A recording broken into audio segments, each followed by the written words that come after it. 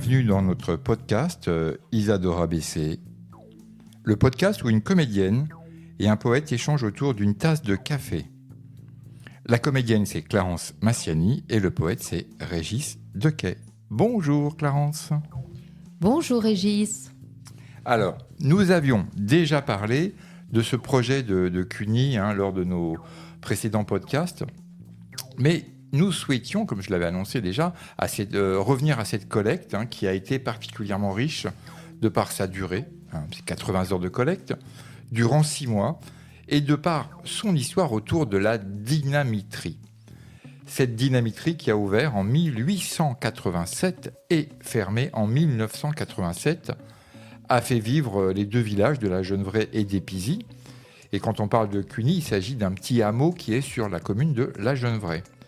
Nous avons eu la chance de travailler durant 2 années avec la compagnie Spera, donc sur ces lieux, et de présenter une création finale.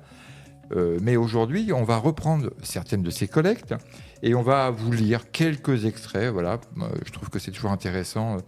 C'est une forme de littérature, on va dire orale, voilà, qu'on a pu capter. Donc il y a maintenant presque 10 ans, puisque c'était en 2015, d'accord ? Et je te laisse commencer, Clarence, avec Monsieur G.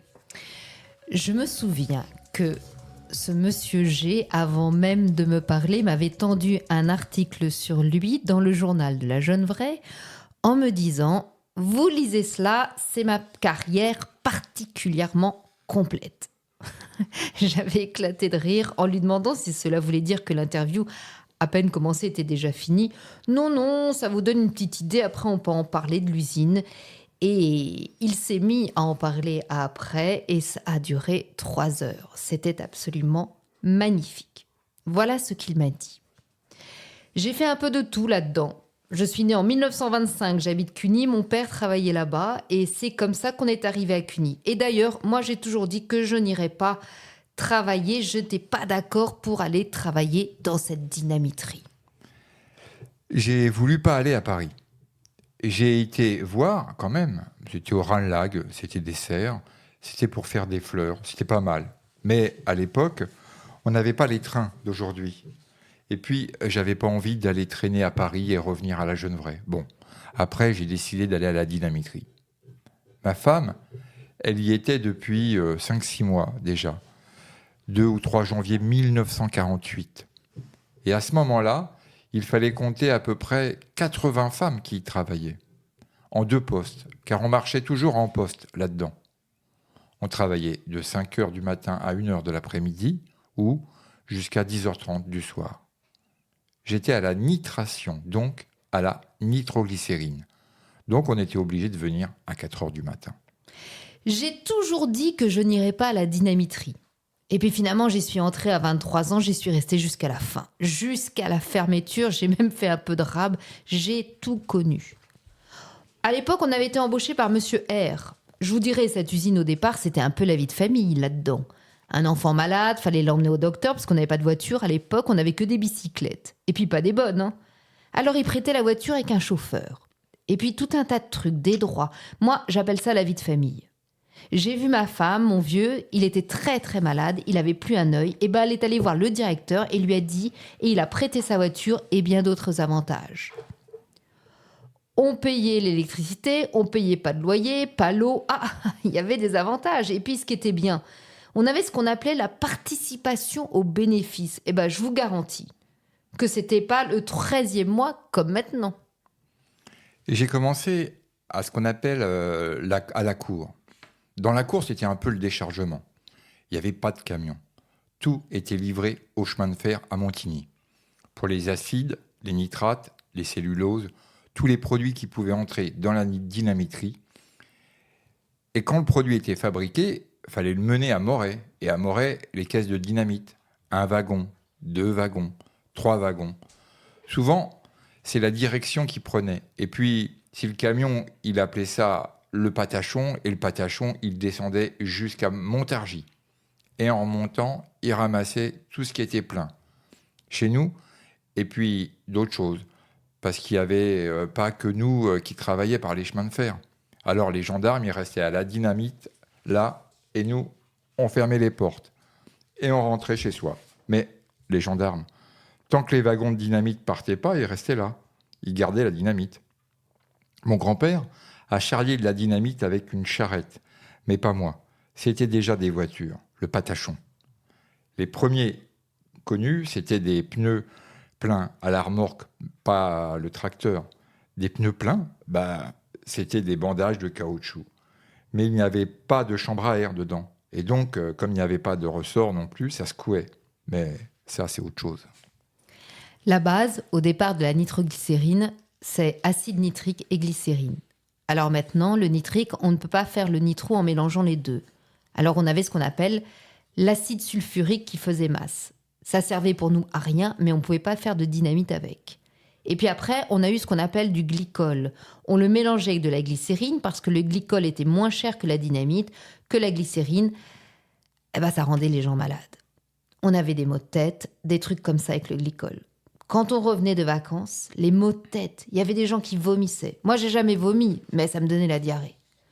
Les premiers jours qu'on revenait de travailler après les vacances, fallait pas fendre du bois.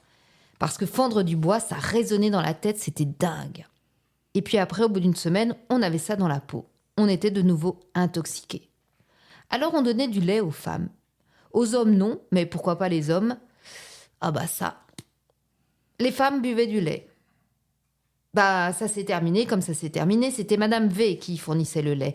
Ils avaient des vaches à Cuny. Maintenant, ils n'ont plus de vaches. Et puis, ils allaient chercher le lait au Léa, un petit pays à côté. Et puis, je ne sais pas ce qui s'est passé. Après, il n'y avait plus de lait. Plus personne ne buvait du lait. C'est resté comme ça. Alors, en cas d'accident, on avait le droit à pas plus de 4 par atelier. Donc, s'il y avait 4 femmes, il n'y avait pas d'hommes. Parce que les femmes faisaient les cartouches. Il y en avait qui paraffinaient. Et puis, j'ai fait ce qu'on appelle le pourvoyeur. Parce que j'ai travaillé dans le séchoir et à la cour. Et puis un jour, pour gagner un petit peu plus, il fallait aller en dynamiterie. On avait le droit à des primes de danger. Alors, c'est toujours pareil. Quand les femmes faisaient les cartouches, nous, on les prenait dans des petits wagons sur des rails. Et puis, on allait les porter ailleurs pour qu'ils fassent ce qu'on appelle l'emballage. Et quand c'était tout fabriqué, ça partait dans des dépôts. Parce qu'avant, il y avait des gens qui faisaient de l'entretien. Ils faisaient les abords, ils coupaient les haies, mais c'était impeccable là-dedans.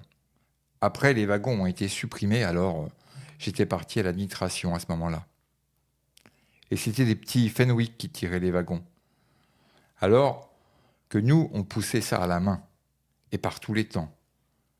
S'il y avait de la neige, il fallait d'abord enlever la neige pour pouvoir rouler le wagon. Et il fallait que les femmes travaillent parce que c'est pareil. Quand elles avaient fini les cartouches, il fallait venir les ramasser. Il y avait des gens qui travaillaient pour faire nos fiches de paye. Et puis il y avait quand même des comptes à faire pour faire rentrer l'argent. Et ces gens qui travaillaient pour les fiches de paye, ils n'allaient pas plus loin dans la dynamiterie. Eh ben non. Vous voyez, on les voyait jamais. Ils avaient peur. J'ai un collègue qui me dit, qui était dans les bureaux. On se voyait assez souvent et je lui disais, t'es jamais venu dedans ? Ah non, qu'il m'avait dit. Et il y avait un portail pourtant qui était toujours ouvert, mais à partir du portail, on était en dynamiterie, alors eux, ils ne le franchissaient pas. Physiquement, on ne touchait à rien. Quand la glycérine arrivait, c'était avec des pompes. Les acides, c'était de l'autre côté, et pas dans le même sens. Une à droite, l'autre à gauche. Parce que quand on a eu le dernier accident, il y a eu du mélange. Il y a eu de la glycérine qui a coulé et de l'acide en même temps. Et nous, on arrosait ça et ça aurait pu nous péter dans la binette. Et le directeur, il était ce qu'il était, mais il était là à arroser avec nous. Et ma femme, elle me disait, si un jour ça éclate, ce sera des petits morceaux dans les arbres. Combien de fois qu'elle m'a dit, tu pars et je ne sais pas si tu vas revenir. Il fallait être droit à ce genre de poste. Et on avait quand même une solidarité entre nous. J'ai quand même fait un peu de rab. Parce que je devais arrêter au mois d'août. On savait que l'usine allait arrêter tôt ou tard, alors ça fait que eux, ça les arrangeait que je reste, que de reformer quelqu'un. Alors ils m'ont dit, voilà ce qui se passe. Vous partez au 14 juillet. Ils m'ont donné un mois de vacances et 10 000 francs en prime. Bon, c'était pas mauvais à prendre. On va fermer au mois d'octobre et si vous restez, ils me donnaient 14 mois de salaire. Quand ils m'ont annoncé cela, j'étais encore en forme à ce moment-là. J'ai dit, on va attendre un petit peu, j'ai fait 6 mois de rab. J'ai eu 60 ans au mois d'août et ça a fermé le 28 novembre 88. Le grand patron, Il voulait vendre ses usines parce qu'il avait 6 enfants et il n'y en avait pas un qui voulait reprendre derrière. Il voulait vendre, mais il y avait nous. Il ne pouvait pas nous vendre. Bon, il a fait fermer. Et nous les premiers, pour pouvoir vendre ces 2 usines. Voilà. Ça, c'est la fin de tout ça. Voilà donc, merci Clarence. Donc c'est le premier podcast de cette série sur la dynamiterie. On peut annoncer qu'il va y en avoir 7 en tout. Voilà, donc c'est le premier. Et la semaine prochaine, vous aurez la suite. Voilà. Merci, à bientôt.